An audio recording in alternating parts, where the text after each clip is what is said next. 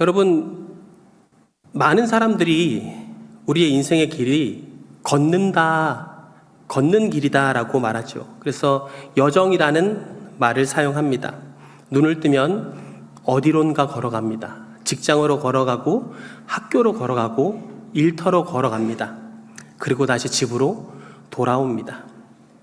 그런데 여러분, 이것을 영적인 흐름으로 눈을 들어 보게 되면 사실 우리의 이 여정은 크게 두 가지 행렬로 나눠 걸어가고 있음을 보게 됩니다. 하나는 생명과 소망을 향해 걸어가는 길이고, 하나는 절망과 죽음을 향해 걸어가는 행렬입니다. 자, 오늘 본문은 이 두 가지 행렬이 바로 나인성이라는 작은 성문 앞에서 정면으로 충돌하는 장면을 보여줍니다. 한 행렬은 예수님과 제자들, 그리고 그분이 행하신 기적과 이사를 보면서 기쁨이 가득 차서 따르는 생명의 행렬이고, 다른 행렬은 남편을 의지하던 한 과부, 그러나 이제 남편도 잃고 하나뿐인 아들 독자마저 잃어버린 채 통곡하며 무덤을 향해 걸어 내려오는 과부와 성사람들의 죽음의 행렬입니다. 여러분, 이 두 행렬, 오늘날 사회 역시 이 두 행렬이 함께 존재하고 있습니다. 우리 사회를 보면 이 죽음의 행렬이 굉장히 거셉니다. 제가 조사를 하면서 살펴보니까 2024년도 고독사 실태 조사에 따르면 우리나라의 연간 고독자 사망수가 3,600명이 넘는다고 합니다. 하루 평균 10명이 넘는 사람들이 아무도 모르게 생을 마감하고 있는 것이죠. 죽음으로 아무도 모르는 행렬을 달려가는 이들도 있습니다. 단순히 육체 죽음만을 얘기하는 것이 아니죠. 많은 사람들이 살아있지만 영적으로, 심리적으로 죽음의 행렬에 매여 끌려가고 있는 사람들도 있습니다. 50대와 60대들은 경제적 고립 가운데, 단절 가운데 홀로 신음하고 있죠. 20대와 30대들은 역시 미래에 대한 절망과 고립감 속에서 혼자서 도서관에서 혹은 원룸에서 고시원의 문을 걸어 잠그고 그렇게 걸어가고 있습니다. 여러분, 이 세상은 거대한 절망의 관을 메고 무덤을 향해 묵묵히 걸어가는 장례 행렬과 같다는 것이죠.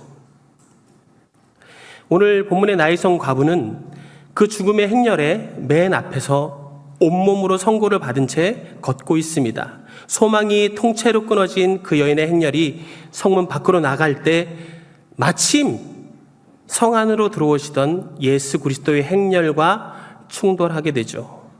이 만남을 통해 절망의 행진이 멈추고 축제의 행진이 시작됩니다. 오늘 이 시간 이 사건을 통해서, 이 행렬의 충돌을 통해서 우리에게 주시는 영적 진리를 몇 가지 나누어서 살펴보고자 합니다. 우리의 삶에 무덤을 향한 걸음이 여러분 생명의 걸음으로 바꿔지는 그렇게 살아가기를 소망하는 시간 되기를 간절히 바랍니다. 먼저 11절에서 13절입니다. 은혜는 인간의 절망이 깊어진 곳에서 먼저 찾아옵니다. 오늘 본문의 말씀 12절 13절 제가 좀 추려주면 이렇습니다. 성문에 가까이 이르실 때에 사람들이 한 죽은 자를 메고 나오니 이는 한 어머니의 독자요 그의 어머니는 과부라. 주께서 과부를 보시고 불쌍히 여기사. 오늘 본문에 등장하는 과부의 상태, 여러분 성경은 아주 압축적이지만 처절하게 묘사를 합니다. 한 죽은 자를 메고 나오는 이 여인, 그러나 이 여인은 남편이 없습니다. 경제적 자립 능력도 없습니다. 가문을 이어주고 자신을 보호해줄 유일한 소망이었던 아들조차 죽었습니다.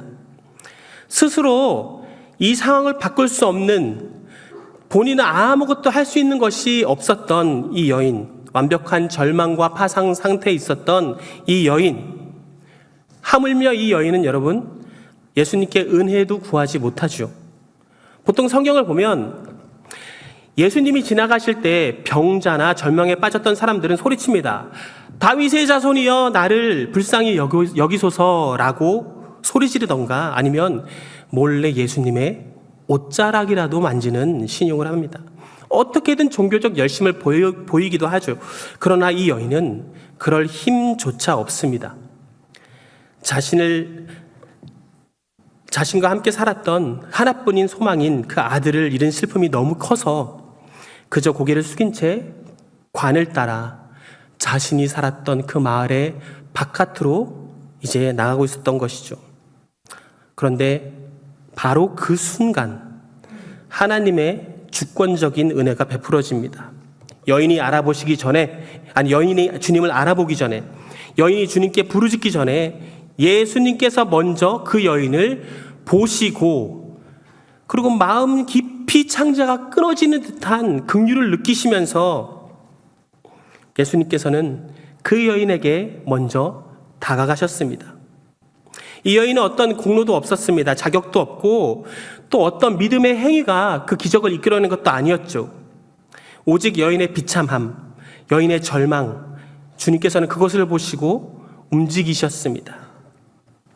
여러분, 이 성경 본문을 몇 번이나 말씀을 드렸을 겁니다. 아마 이 정보도 잘 알고 계시겠죠. 예수님께서는 가던 발걸음을 돌려서 37km라는 길을 오직 이 한 여인을 위해서 걸어오셨습니다. 예수님의 그 마음을 우리가 성경 깊숙이 들여다보고 다 알 수는 없지만, 이 여인이 절망 깊은 곳에 빠져서 이제 그 성문을 나아가려 할 때 예수님께서는 친히 먼저 찾아가셔서 은혜로서 그 여인을 기다리고 계셨던 것이죠. 사랑하는 성도 여러분, 우리가 믿는 이 진리는 우리가 하나님께 무엇을 해서 하늘로 찾아 올라가는 종교가 아닙니다. 우리가 믿는 기독교는 내가 더 울부짖고 기도해야 하나님께서 찾아오시는 그런 종교적 시스템이 아닙니다. 자격 없는 우리를 위해 먼저 친히 찾아오는 은혜가 있는 그리스도의 십자가의 구원의 은혜가 있는 그러한 종교입니다. 이번 주간 제가 제주도 와서 드디어 물갈이를 했다라고 말씀을 하셨는데요. 급성 장염에 걸려서 병원에 잠시 응급실로부터 들어가서 입원을 하였습니다. 온몸에 닝게를 꽂고 피를 뽑으면서 간호사들이 혼 좀 나실 것 같아요. 핏줄이 잘 안 보이네요. 이렇게 건강한데 핏줄이 잘 안 보입니다. 피가 소중해서 안 보여주려고 제가 꽁꽁 감추고 있는데요.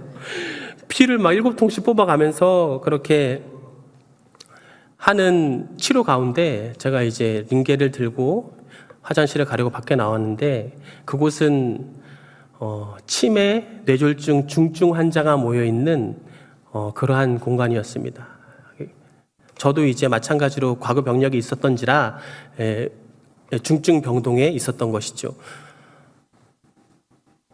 이미 아무것도 기억할 수 없고 호흡밖에 할 수 없는 우리 어르신들이 그저 누워있는 상황을 보면서 참 죽음이 가까웠던 모습들을 다시 한번 저는 목도하였습니다. 물론 거의 4년 한 9개월 전 제가 암 선고를 받았을 때에도 마치 죽음이 앞에 있는 것과 같은 그런 것을 또 목도하였었죠.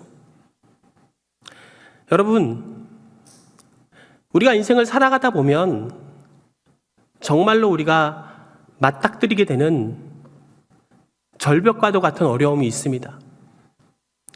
그 끝의 마지막은 죽음이지만 사실 그 죽음 이전에 우리 힘으로 아무것도 할 수 없어 낙심하고 기도할 힘조차 없어서 멍하니 바라보며 눈물 흘릴 때가 있지 않습니까? 때로는 그렇게 생각합니다. 내가 기도를 덜 했나? 내 믿음이 부족해서 하나님이 나를 돕지 않으시는 걸까? 그렇게 생각하곤 하죠. 그러나 사랑하는 우리 동역자 여러분, 우리 주님은 결코 우리를 그냥 두시는 분이 아니십니다. 우리는 낙심할 이유가 없습니다. 소망 되신 주님께서 성령의 강권하심으로 여러분이 가장 낭망하여 외로워서 인생의 길을 홀로 걷고 있을 때 미리 그 앞에 서셔서 여러분의 아픔과 여러분의 고통과 여러분의 소망을 다시 한번 밝게 만들어서 주실 줄로 믿습니다. 그 주님이 저와 여러분의 믿음의 고백이기 때문에 오늘도 이 자리에 나와 있는 것이고 오늘도 우리가 함께 신앙생활을 하고 있는 것이죠. 여러분, 그 은혜를 반드시 기억하십시다. 주님께서는 반드시 찾아오십니다. 우리가 아무것도 하지 않아도 우리의 연약한 가운데 반드시 찾아오십니다. 우리가 잃어버린 자녀가 있는 것 같아도, 어릴 때 신앙생활을 열심히 했지만 지금은 놀고 있는 자녀가 있는 것 같아도, 사랑하는 내 남편이 아직도 바른 예배자로 서 있지 않는 것 같아도, 그래서 내 마음이 너무 힘들고 지쳐도 여러분 반드시 낭망하지 말고 기도하십시오. 때가 찾아올 것입니다. 하나님께서는 반드시 하나님의 방법으로 하나님의 사랑하는 자들을 만나가실 것입니다. 위하여 기도하시고 또 소망을 가지시기를 간절히 바랍니다. 두 번째로 14절에서 15절로 우리는 이렇게 생각해 볼 수 있습니다. 예수님의 말씀은 죽음의 법칙을 깨트리는 최고의 권세입니다. 우리 14절에서 15절 우리 한 목소리로 같이 한번 성경 찾아서 봉독하면 좋겠습니다. 14절에서 15절입니다. 함께 읽겠습니다. 시작.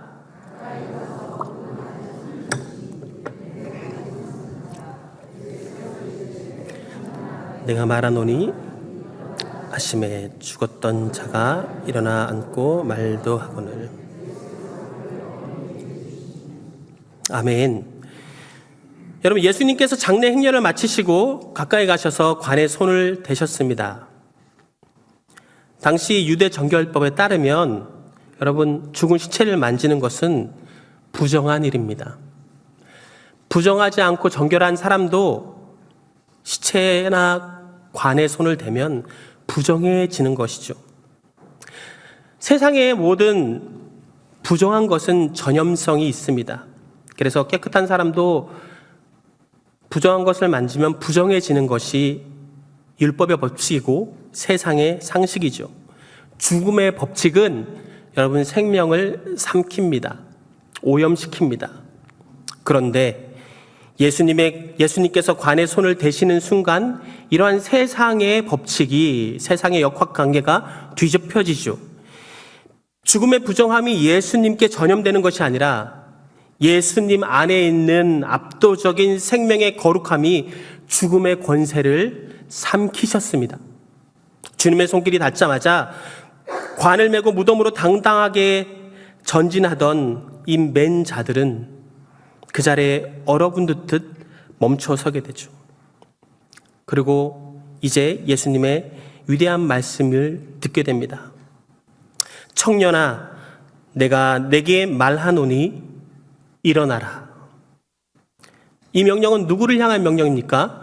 관을 메고 가는 자들을 위한 명령이 아니었죠. 죽어있는 시신을 향한 명령이었습니다. 들리지도 않고 이미 뇌도 멈췄고 심장이 굳어버린 시체를 향해 주님께서 말씀하시죠. 내가 내게 말하노니 일어나라. 주님의 말씀은 여러분, 존재하지 않는 것을 만드시는 창조주의 말씀인 줄로 믿습니다. 죽은 것도 살리시는 말씀인 줄로 믿습니다. 빛이 없던 흑암 가운데 빛이 있으라 하시니 빛이 생겼던 것처럼 죽은 자들을 향해 주님께서 일어나라 명하시면 죽음의 법이 깨어지고 생명의 법이 시작되는 것입니다.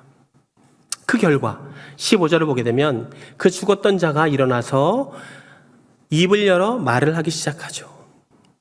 예수 그리스도의 말씀 한마디에 인간의 가장 절망적인 종착지였던 무덤문이 박살나고 생명의 대반전이 일어난 것입니다. 여러분, 세상은 끊임없이 저와 여러분들에게 세상의 법칙을 들이댑니다. 보아하니 아유, 당신은 지금까지 수고했지만 이제 더 나아질 기색은 없소. 그 모습대로 살아가는 게 최선이요. 내 건강 상태를 보니 더 나아질 게 없을 것 같다. 내 경제적 상황을 보니 파산이구나. 내 나이는 너무 늙었다.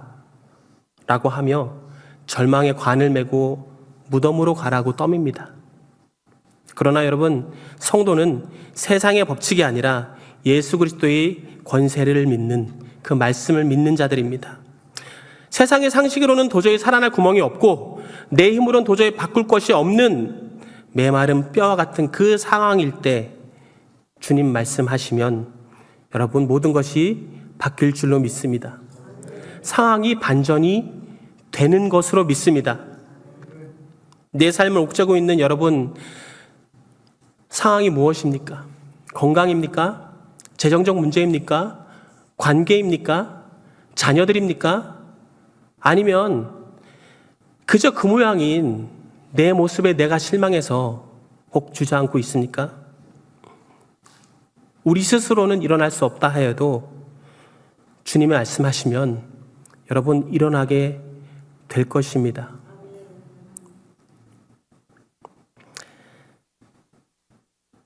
다른 말에 귀 기울이지 마시고 주님의 말씀에 귀를 온전히 기울이십시오.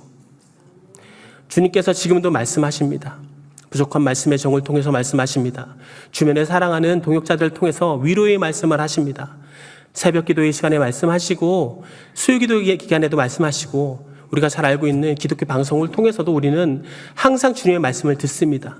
주님은 동일하게 말씀하시죠. 그 음성을 들으시는 저와 여러분 되시기를 주님의 이름으로 축원합니다. 세 번째로, 회복된 생명은 공동체 연합을 통해 증명돼야 합니다. 여러분, 15절 16절을 보게 되면 예수께서 그를 살린 그를 누구에게 주십니까? 그의 어머니에게 주십니다. 그러자 사람들이 모두 두려워하면서 영광을 돌려 이르기를 하나님께서 자기 백성을 돌보셨다라고 말하죠. 이 예수님께서 하신 행적은 여러분 굉장히 독특합니다. 사실 제가 청년부 담당 목사로서 제가 한 청년에게 기도를 합니다. 이번에 시험은 반드시 붙을 거야. 이번에 반드시 결혼에 꼴이 난다. 이번에 승진이야. 이번 다이어트는 반드시 성공해. 아멘 아무도 안 하네요. 우리 청년들 믿음이 그런데 됐습니다. 그러면은 저 청년들이 어떻게 할까요? 목사님 됐어요 하면서 쪼르르 달려오겠죠. 그래서 목사님 하면 감사합니다 하고, 목사님 기도해 주셔서 고마워요, 감사합니다, 주님께서 하셨어요, 그러다가 감사합니다 하고, 그러면서 저도 어떻게 할까요? 우리 청년부입니다 이렇게 하면서 이제 다른 목사님들한테 자랑을 하겠죠. 그런데 여러분, 제가 우리 청년부기 때문에 우리라는 말을 붙인 것처럼 예수님께서는요 결코 우리로 혹은 나와 함께로 이 청년을 가두지 않습니다. 누구한테 줍니까? 그 엄마한테 돌려줍니다. 이것은 무엇일까요? 예수님께서는 왜 그 청년을 어머님에게 주셨다라고 성경은 말씀하고 있을까요? 사역적 도구로 그 청년을 삼지 않으셨었습니다. 이 사건에서 가장 고통스러워하던 당사자는 어머니입니다. 바로 그 어머니에게 청년을 돌려보냅니다. 어머니 품으로 다시 보냅니다. 예수님께서 행하신 이 구원의 목적, 구원의 이 기적의 목적은 단순히 신비한 개인의 체험을 넘어서 깨진 가정을 회복하는 것, 공동체의 관계를 회복하고 다시 연합시키는 것에 목적이 있기 때문입니다. 아들의 살아남을 통해 과부의 삶이 회복되었습니다. 가정에 끊어졌던 소통과 기쁨이 다시 복원되었습니다. 대가 끊겼던 대도 이어졌습니다. 여러분, 하나님께서는 살리신 그 청년을 통해 가족을, 공동체를 회복시키십니다. 청년 한 사람이 살았을 뿐인데 그 기적의 영향력이 나인성 공동체의 전반으로 흘러갑니다. 절망이었고 패배에 둘러싸였던 그 어머니가 기쁨을 찾게 됩니다. 같이 행렬을 따랐던 동네 모든 사람들이 산 소망을 얻게 돼서 말합니다.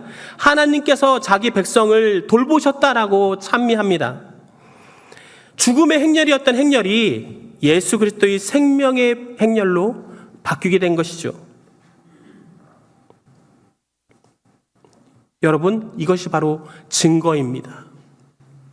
지금 여러분은 어떤 행렬에 서 계십니까?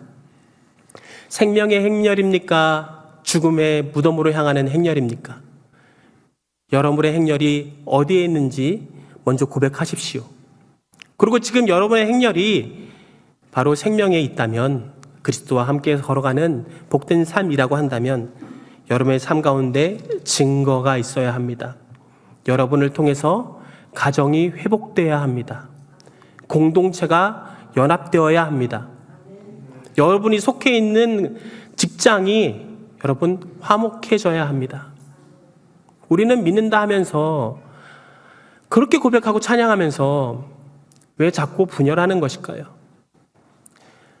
나를 사랑해 주기를 그렇게 강구하면서 남 사랑의 말보다 내 마음의 아쉬움을 왜 그리 자주 말하게 되는 것일까요? 말하지 않아도 우리 주님 아시는데, 이 행렬을 멈추시는 그분은 주님뿐이신데 누가 알아달라고, 누가 위로해달라고 우리는 왜 그렇게 아우성을 하며 우리의 입을 열어 복되지 못한 말들을 하게 되는 것일까요? 사랑하는 성도 여러분, 여러분의 삶이 증거가 되기를 주님의 이름으로 축원합니다. 우리의 입술이 그 연합의 증거가 되기를 간절히 바랍니다. 이 입술의 고백은 여러분 결코 죽음의 행렬의 고백이 되어서는 안 됩니다. 하나님을 찬미하는 소리가 되기 원합니다. 기쁨의 소리가 되기 원합니다. 우리 제주 서왕교회 성도가 말하는 모든 말과 단어는 하나님을 찬미하는 소리가 되기를 바랍니다. 어렵고 소망이 끊기고 힘든 것 같아도 여러분 주위에는 여러분을 회복시킬 또 다른 사람이 서 있습니다. 그분의 손을 잡고 기도를 요청하십시오. 그리고 교회로 오셔서 함께 기도하십시오. 담임 목사님과 함께 신방을 받으시고 기도해달라고 요청하십시오. 우리 주님께서는 결코 여러분을 두지 않으십니다. 그리고 여러분을 통해서 그 구원의 연합의 증거를 삼아서 제주 땅에 복음의 통로로 사용하실 줄로 믿습니다. 이제 말씀을 이제 적용하며 맺고자 합니다. 사랑하는 성도 여러분, 세상의 행렬은 죽음입니다. 밖에 있는 수많은 사람들이 오늘 건강하게 살아볼 거라고 마라톤 대회를 하고 뛰고 있지만, 주님을 믿지 않는 보통의 사람들의 죽음은 죽음이 마지막입니다. 그러나 우리 성도의 행렬은 죽음이 마지막이 아닙니다. 그렇게 살고 계시다면 여러분은 죽음을 향해 달려가는 저 사람들과 독대하시기 바랍니다. 마주쳐서 이제 여러분이 그들을 죽음의 행렬에서 생명의 행렬로 이끌어내는 예수님의 제자가 되시기를 주님의 이름으로 간절히 축원합니다. 방법은 참으로 다양합니다. 우리가 여러 가지로 고민하고 전도적 방법, 또 삶으로 나누는 법, 기도하는 법, 선녀에게 간구하는 것, 또 우리 모일 때마다 내가 원하는, 정말 내가 그 한 사람을 찾아서 우리 목사님 말씀처럼 그 한 사람을 위해서 기도할 수 있습니다. 그러한 충돌을 반드시 일으키기를 주님의 이름으로 축원합니다. 나 혼자만 은혜를 누리지 말고 여러분 그 은혜를 이제는 죽어가는 사람들에게 나누어 주시는 저와 여러분 되시기를 간절히 바랍니다.